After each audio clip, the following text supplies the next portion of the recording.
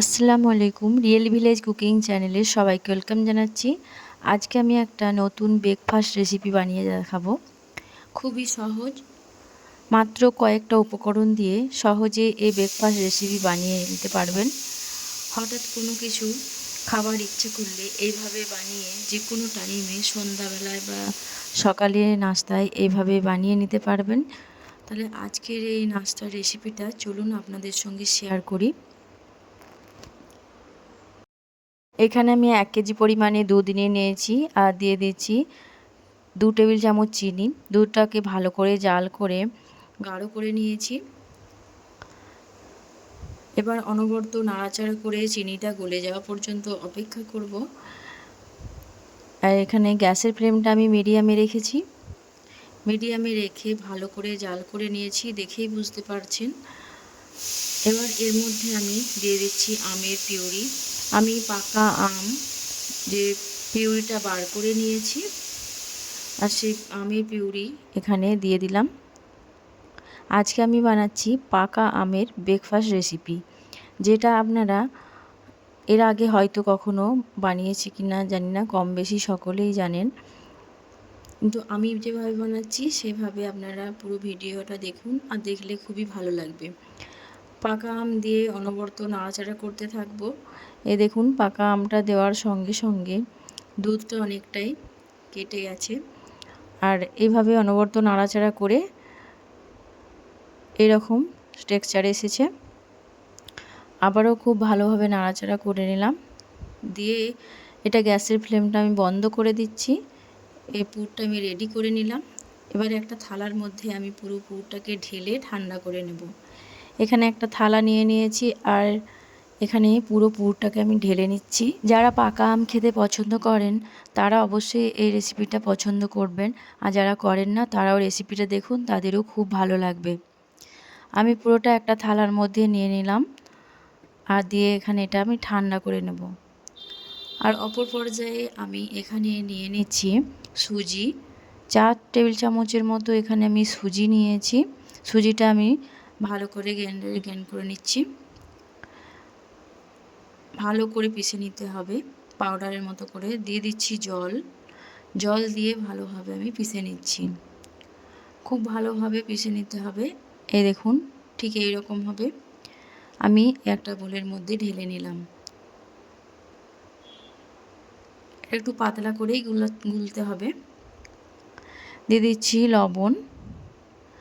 লবণটা আমি সামান্য দিয়েছি।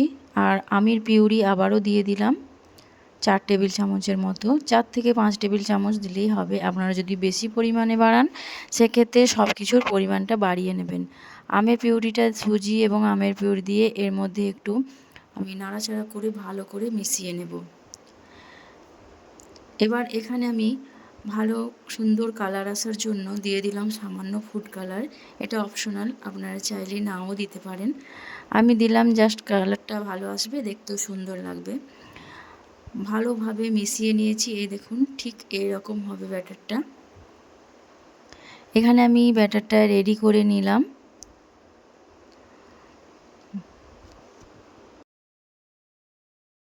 এই ব্যাটারের কনসেন্ট্রেটটা দেখে নিন। এই দেখুন ঠিক এইরকম হবে। এবার এখানে আমি একটা ফ্রাই প্যান নিয়ে নিয়েছি। ফ্রাই প্যানের মধ্যে দিয়ে দিচ্ছি ভেজিটেবল অয়েল। অয়েলটা ভালোভাবে আমি মাখিয়ে নিয়েছি চারিদিকে ভালোভাবে এইভাবে মাখিয়ে নিতে হবে। আর গ্যাসের ফ্লেমটা আমি লোতে রেখেছি। এবার আমি যে ব্যাটারটা বানিয়ে রেখেছি সুজি এবং আমের, সেই ব্যাটারটা আমি দিয়ে দিচ্ছি কিছুটা। 2 চামচ পরিমাণে দিলাম। আর এইভাবে একটু চারিপাশে ঘোরালেই দেখবে সহজে এটা এভাবে চারিপাশে ছড়িয়ে যাবে। আর যদি নাও কিছুটা না হয় চামচের সাহায্যে এইভাবে দিয়ে দেবেন, ধারে ধারে সেট হয়ে যাবে। 1 থেকে 2 মিনিটের মধ্যেই এটা রেডি হয়ে যায়। এবার আমি যে পুরটা বানিয়ে রেখেছিলাম সেই পুরটা এবার এর মধ্যে দিয়ে দেব।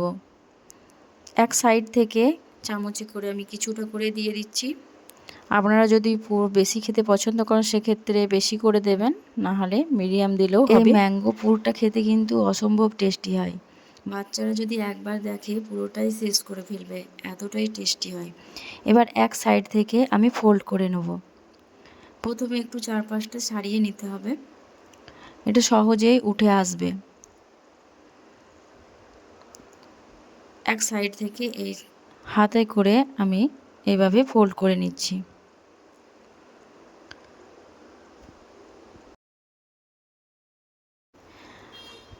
এইভাবে করে আলতোভাবে ফোল্ড করে নিচ্ছি, ঠিক রোলের মতো করে নিতে হবে।